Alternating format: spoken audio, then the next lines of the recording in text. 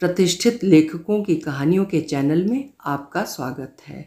आज सुनिए सुप्रसिद्ध लेखिका सुनीता जैन जी की लिखी हुई कहानी काली रूपी। तो शुरू करें कहानी काली रूपी। आज तबीयत है कि रो दूं, पर बेबात आंसू आए भी तो क्यों कर। कल रात हल्की बारिश हो गई थी। 2.5 महीने से पड़ रही गर्मी से कुछ राहत मिली। हवा बड़ी मादक सी है, ठंडी ठंडी नम कि जैसे पहाड़ों की होती है। धूप सोने सी सुनहरी निखरी है। आकाश में कहीं कहीं गुलाबी बादल तैर रहे हैं, बड़े भले लगते हैं। बादलों की छवि जो धरती पर पड़ रही है और भी भली लगती है। दीवार पर लेटे लेटे खिड़की से बाहर देखते जी घबरा उठा है। लगता है दम घुट जाएगा, सांस आएगी नहीं। उठकर बालकनी में चली आई हूँ। हमारे इस छज्जे से सड़क दूर दूर तक दिखती है। घंटों खाली बैठे मैं यातायात को देख सकती हूँ, देखती रही भी हूँ। देखते देखते बहुत ख्यालों में भटक जाया करती हूँ। ऐसी हो जाती हूँ कि कान पड़ी बात भी नहीं सुनती। ऐसे में माँ बहुत बिगड़ती हैं, झुंझला उठती हैं। 20 बरस की हो चली। भाभी छेड़ती हैं, क्यों रूपा, किसका स्वप्न देख रही थी। भाभी की बात में थोड़ा व्यंग होता है अपनी ननद के लिए, जिसका रिश्ता कहीं ठीक नहीं हो पाया है और उम्र बबूल की तरह बढ़ चली है। होंठ काट कर रह जाती हूँ, दिल में कचोट उठती है। पता नहीं कहाँ होगा सुधीर। रस्सी की तरह कलेजा ऐंठ रहा है। आंसू पलकों के पीछे दुबके बैठे हैं। सोचकर तकलीफ होती है कि सुधीर मुझसे रूठ कर चला गया। मैं मना भी नहीं कर सकी उसे। कैसे मनाती, कैसे? वो भी तो रुका नहीं, मुड़कर देखा तक नहीं, इतना मान कर बैठा। पर वो मुझे जानता नहीं था ना, मेरे मन की गांठ देख नहीं सका, न मुझे समझाने का अवसर दिया। आज वो सामने नहीं है तो बहुत सी बातें उभर कर आ रही हैं, बहुत सी यादें आ रही हैं। 13 की रही होंगी तब। घर की बत्ती एकाएक चली गई थी। घर पर मैं थी, उमेश, मेरा भाई और केवल कृष्ण, जो कि उमेश का मित्र और हमारा पड़ोसी था। कुछ देर बिजली नहीं आई तो उमेश उठकर मेन स्विच देखने चला गया और अंधेरे में सरकती एक छाया मुझ तक बढ़ाई। एक हाथ कमर की कमीज पर बढ़ने लगा। तब मेरा पैर उठा था, कसकर ठोकर मार दी थी। कमरे में हल्की सिसकारी भर गई, फिर कमरा खाली हो गया। उस घुप अंधकार में मैं अकेली रह गई थी।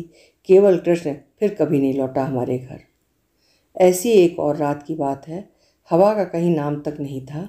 दरियागंज की छत पर खाट पर लेटी मैं करवटें बदल रही थी। नींद आती नहीं थी। पास की खाट पर गौरा लेटी थी। गौरा के कारण ही साल में एक आध बार मैं दरियागंज में दीदी के घर ठहर जाया करती थी। नींद अभी आई ही थी कि लगा गले की हंसली पर हाथ रखा है। उनीदी सी बोली, गौरा, गौरा। हाथ फिसल कर और नीचे आ गया। आंखें खोली, मुहासों भरा एक चेहरा मेरे सामने था। अस्फुट सा स्वर, मैं हूँ रूपा, मैं रमेश। रमेश, गौरा का भाई। मेरा हाथ उठा और झन्न की आवाज़ करता उसके गालों पर जा बैठा। अंधकार में मैं फिर अकेली रह गई थी। गले के नीचे जहाँ रमेश का हाथ पड़ा था, त्वचा कुनमुनाई सी थी। दिल जोर से धड़क रहा था और मन को कुछ अच्छा नहीं लगा था। रमेश ही मुझे कभी नहीं अच्छा लगा। सदा बिटर बिटर देखा करता था।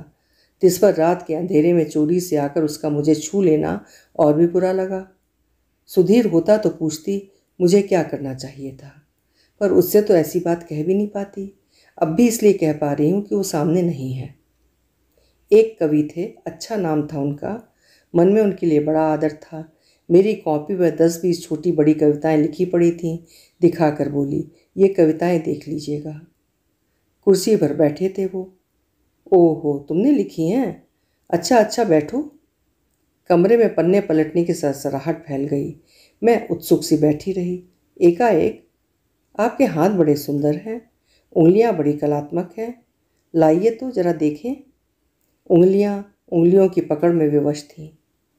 मुझे हाथ भी देखना आता है, आपका भाग्य बताऊं? जी नहीं, छोड़िए, मुझे जाना है। खटपट करती सीढ़ियां उतर गई थी।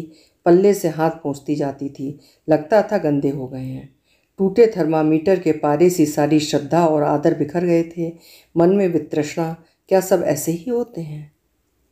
कला बहुत दिन से कह रही थी कि चल फिल्म देख आएं। माँ राजी हुई तो बस में बैठकर मैं घर से चली। दिल्ली की सड़क, ठसाठस भरी बस, भाग्य से बैठने को मिल गया। कंडक्टर कर्कश स्वर में चिल्ला उठता था, छोड़ दो, कोई कोशिश ना करे, आगे बढ़ो, आगे बढ़ो, आगे। कहाँ जाना है? 15 पैसे टिकट लिया। कंडक्टर आगे बढ़ा। फिर वही प्रश्न। मेरे कंधे पर बोझा बढ़ता ही जाता था। खिसक कर बैठी, बोझ और बढ़ गया। हर झटके के साथ रगड़ लगने लगी। बैठा नहीं जाता था। ऊपर देखा, मोटा ढुलमुल आदमी था, माथे पर पसीना, कंधे पर उसका स्पर्श बड़ा गिलगिला लग रहा था। उठी और कोहनी उसके मोटे पेट में धंसा दी। सी की आवाज़ सुनी, बस से उतर गई। कंडक्टर ने सीटी दे दी।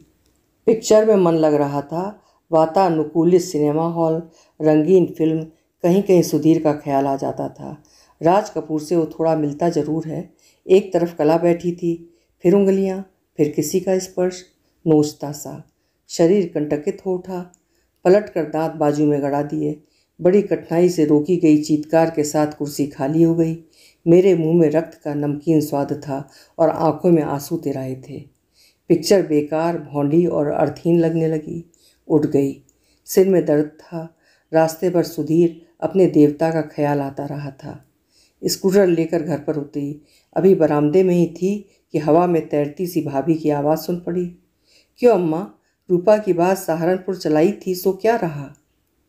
वही पुरानी बात, लड़की काली है, दहेज में 40-50 का ख्याल हो तो बात बढ़े। 40,000? हाँ बहू, लड़की सांवली क्या हुई, जान को हत्या हो गई। जिसके पास ना हो 40, वो क्या करे? कलयुग आ गया है, कलयुग।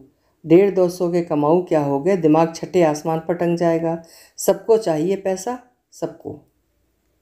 उस वक्त मन को क्या हो गया था नहीं जानती।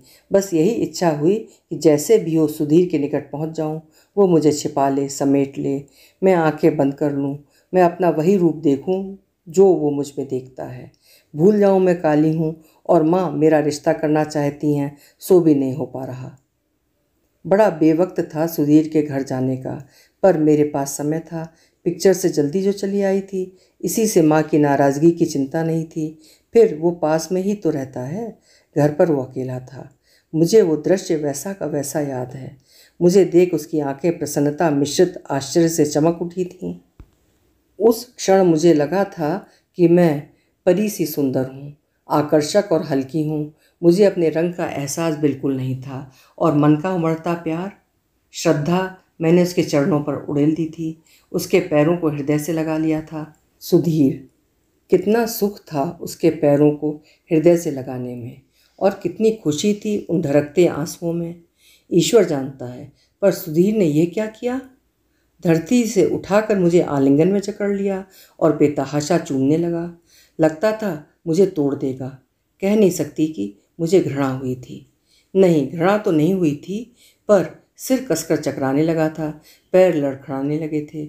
मुझे डर लगने लगा था। मेरा दम डर के मारे निकला जा रहा था और वो मुझे खाट की तरफ लिए जा रहा था। घबरा कर मैंने उसे ढकेल दिया था। वो खाट पर लुढ़क गया था और मैं अपने को छुड़ा कर बेतहाशा भाग खड़ी हुई थी। फिर नाराज हो गया सुधीर। इसी बात को लेकर रूठ गया, ऐसा कि घर भी छोड़कर चला गया। शायद मुझे डरना नहीं चाहिए था। शायद उसका इरादा बुरा नहीं था। वो केवल प्यार की चरम अभिव्यक्ति थी। असंतुलन था।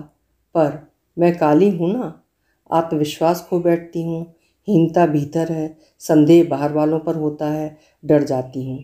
नहीं तो क्या स्वयं मैंने ही अपने पैरों को हृदय से नहीं लगा लिया था, उसे चूम नहीं लिया था। दहलीज पर बैठी हूँ। सड़क पर कोई सीटी बजा रहा है। दम घुट रहा है। दिल बेतरह उदास है। आकाश पर परत परत बादल घिराए हैं। इस बार छमाछम जल बरसेगा। अभी आप सुन रहे थे सुनीता जैन जी की लिखी हुई कहानी काली रूपी।